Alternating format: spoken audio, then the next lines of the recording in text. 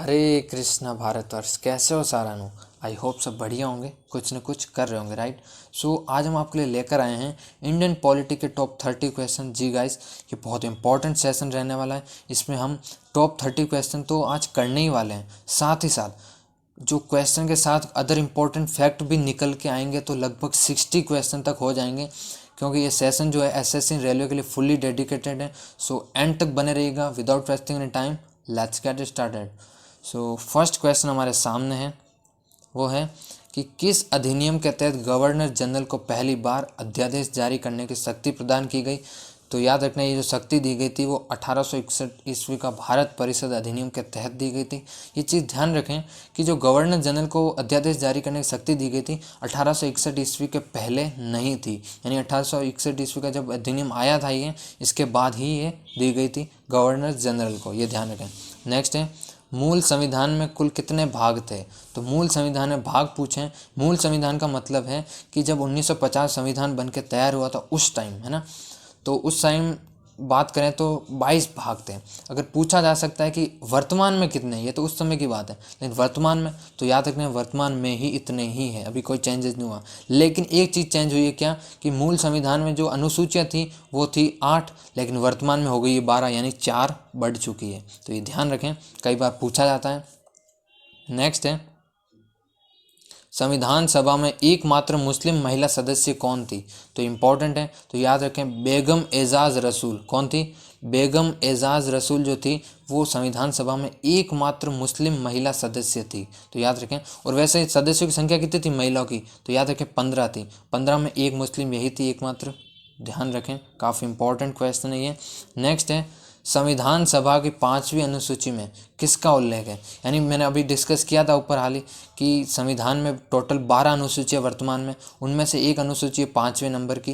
जो 5वीं अनुसूची है उसमें किसका प्रावधान है, किसका उल्लेख है, तो बता दूं, अनुसूचित क्षेत्रों और अनुसूचित जनजाति के प्रशासन और नियंत्रण के बारे में मिलता है। नेक्स्ट है, संविधान सभा के भाग 2, यानी भाग 2 में उल्लेख किसका, यानी किसके बारे में लिखा हुआ है। तो याद रखें नागरिकता के बारे में लिखा है भाग 2 में, तो काफ़ी इंपॉर्टेंट है, ध्यान रखें। और कई बार पूछा जाता है मौलिक अधिकार का प्रावधान किस में, तो याद रखें भाग 3 में मौलिक अधिकार का प्रावधान है। नेक्स्ट है, संघीय लोक सेवा आयोग के अध्यक्ष और सदस्यों की नियुक्ति किसके द्वारा की जाती है, तो याद रखें राष्ट्रपति के द्वारा की जाती है। काफ़ी इंपॉर्टेंट है, याद रखें। संघ लोक सेवा आयोग यानी यूपीएससी, आपने नाम सुना होगा, उनके जो अध्यक्ष होते हैं उनके सदस्यों की भी, ये भी साथ ध्यान रखें, क्योंकि कई बार कन्फ्यूजन के लिए आपको दिया जाता है वर्ड थोड़े से मुश्किल, कैसे कि संघ लोक सेवा आयोग अध्यक्ष की कौन करता है और सदस्यों की कौन करता है, अलग अलग देता है क्वेश्चन। अब क्या आपको कन्फ्यूज नहीं होना है, दोनों का सेम है, राइट। नेक्स्ट है, भारत के 7वें प्रधानमंत्री कौन हुए थे। जी हाँ, भारत के 7वें प्रधानमंत्री की बात हो रही है यहाँ पे, तो याद रखें राजीव गांधी थे। और बता दूँ बहुत इंपॉर्टेंट है, क्योंकि कुछ पर्सनैलिटी, फेमस पर्सनैलिटी होती है जो बहुत इंपॉर्टेंट हो जाती है, उनके फिर नंबर भी आपको याद रखने होते हैं। तो इस 7वें नंबर के जो भारत के प्राइम मिनिस्टर थे वो राजीव गांधी थे, याद रखें। जो 3रे नंबर के पहली महिला प्रधानमंत्री थी वो इंदिरा गांधी थी, याद रखें। नेक्स्ट है, राज्यसभा में सदस्यों की अधिकतम संख्या कितनी हो सकती है, तो याद रखें राज्यसभा के सदस्यों की जो अधिकतम संख्या वो हो सकती है 250। और कई बार पूछा था लोकसभा की, तो याद रखें 552। जी हाँ, 552। नेक्स्ट है, राजस्थान में राज्यसभा सदस्यों की संख्या कितनी है, तो राजस्थान में राज्यसभा सदस्यों की जो संख्या है वो है 25, याद रखें। काफ़ी इंपॉर्टेंट है। बढ़ते हैं नेक्स्ट क्वेश्चन की ओर, और हमारे सामने नेक्स्ट क्वेश्चन है। नेक्स्ट है कि सिक्किम का उच्च न्यायालय यानी सिक्किम का हाईकोर्ट कहाँ स्थित है, क्वेश्चन हमारे सामने। तो याद रखें गंगटोक। क्या हो जाएगा? गंगटोक। तो बहुत इंपॉर्टेंट है, ध्यान रखें। नेक्स्ट है, भारत में सबसे कम समय तक रहने वाले उच्चतम न्यायालय यानी सुप्रीम कोर्ट की बात हो रही है। याद रखें उच्च न्यायालय उच्चतम में कई लोग कन्फ्यूज होते हैं कि दोनों कहते हैं कि एक ही है, एक नहीं है। उच्च न्यायालय का मतलब होता है हाई कोर्ट, उच्चतम का मतलब होता है सुप्रीम कोर्ट, है ना। तो उसके जो मुख्य न्यायाधीश कौन थे, याद रखें कमल नारायण सिंह थे, यानी सबसे कम समय तक रहने वाले। अब पूछा जा सकता है कितने दिन कम रहे, तो याद रखना 17 दिन तक रहे थे ये, बस मात्र 17 दिन रहे थे, उसके बाद में दूसरे बन गए थे कोई। नेक्स्ट है, विधान परिषद का सदस्य बनने के लिए न्यूनतम आयु सीमा कितनी है, तो विधान परिषद का जो सदस्य बनने के लिए न्यूनतम आयु सीमा का जो प्रावधान है वो है 30 वर्ष, यानी अगर आपकी आयु 30 वर्ष है तो आप विधान परिषद के लिए एलिजिबल हो, राइट। नेक्स्ट है कि उत्तर प्रदेश में विधान परिषद सदस्यों की संख्या कितनी है? यानी उत्तर प्रदेश में विधान परिषद के सदस्यों की जो संख्या है वो 99, कितनी? 99, राइट। और एक फैक्ट आप मजे का याद रखें कि चाहे लोकसभा हो, चाहे राज्यसभा हो, चाहे विधानसभा हो, चाहे विधान परिषद हो, सब में उत्तर प्रदेश की जो संख्या है, इन सब में सदस्यों की जो संख्या है वो सर्वाधिक है। अगर मैं बात करूं उत्तर प्रदेश में लोकसभा की तो याद रखें 80 है ना। और राज्यसभा की बात करूं तो 31 हो जाएगी। अगर विधानसभा की बात करूं तो 403 हो जाएगी। और विधान परिषद की बात करूं तो 99 हो जाएगी, राइट। नेक्स्ट है, भारतीय संविधान के अनुच्छेद 324 से लेकर 329 में, यानी इन 324 से के बाद में 329 तक यानी के बीच में किसका प्रावधान है?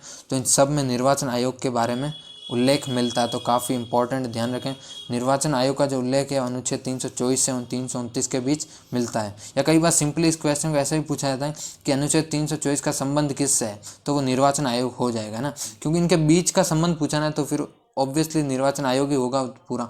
नेक्स्ट है, गंगा नदी को राष्ट्र नदी कब घोषित किया गया? तो याद रखें, गंगा नदी को जो राष्ट्र नदी घोषित किया गया था तो वो किया गया था 4 नवंबर 2008। कब किया गया था? 4 नवंबर 2008। तो काफ़ी इंपॉर्टेंट है क्वेश्चन, ध्यान रखें, कई बार पूछा भी जा चुका है जी।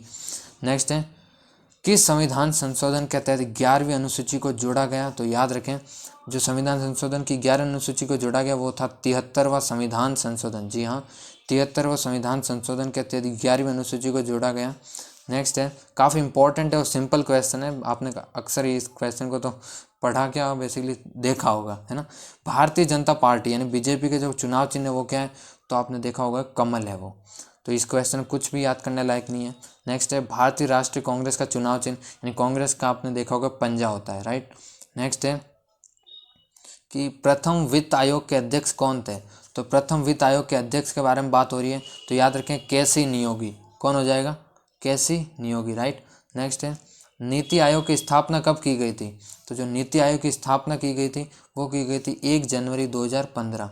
कब की गई थी? 1 जनवरी 2015, राइट। नेक्स्ट है, मध्य प्रदेश का हाई कोर्ट यानी मध्य प्रदेश का उच्च न्यायालय कहाँ स्थित है? तो पता होना चाहिए जबलपुर।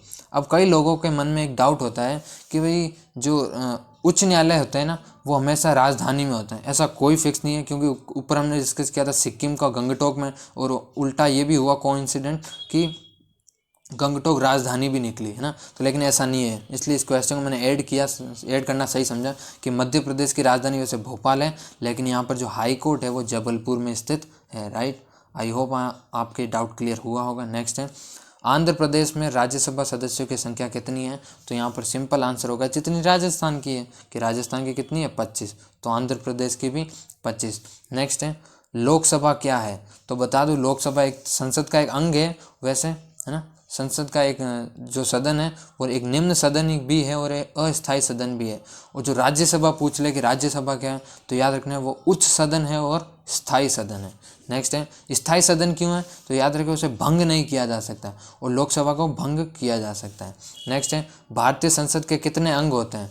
तो जो भारतीय संसद होती है उसके 3 अंग होते हैं। अब बताइए 3 अंग कौन कौन से होते हैं? तो याद रखें लोकसभा, राज्यसभा और राष्ट्रपति।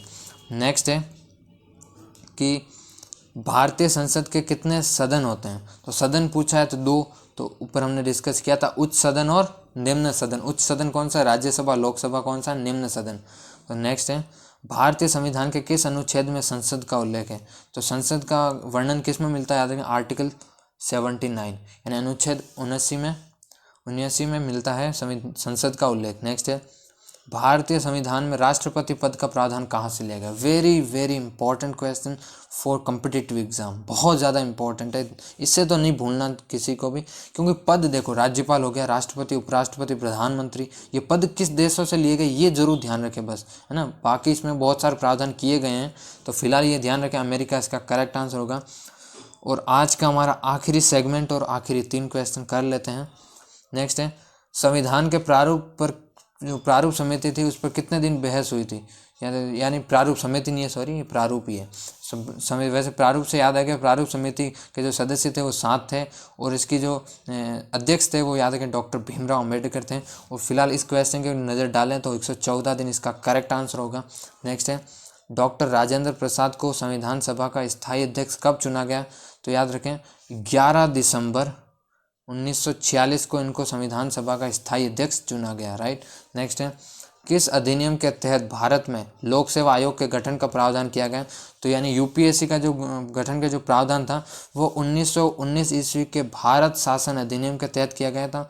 और इस क्वेश्चन के साथ एक और फैक्ट याद रखें कि कई बार पूछा जाता है कि इसकी जो लोक सेवा आयोग की परीक्षा की जो शुरुआत की थी वो कब की गई थी? तो याद रखें 1922, यानी यूपीएससी की जो एग्ज़ाम शुरू करवाई गई थी 1922 से करवाई गई थी। और किस अधिनियम के तहत? 1919 ईस्वी के भारत शासन अधिनियम के तहत, राइट। सो आज के लिए बस इतना ही। Till then have a nice day, bye bye, take care.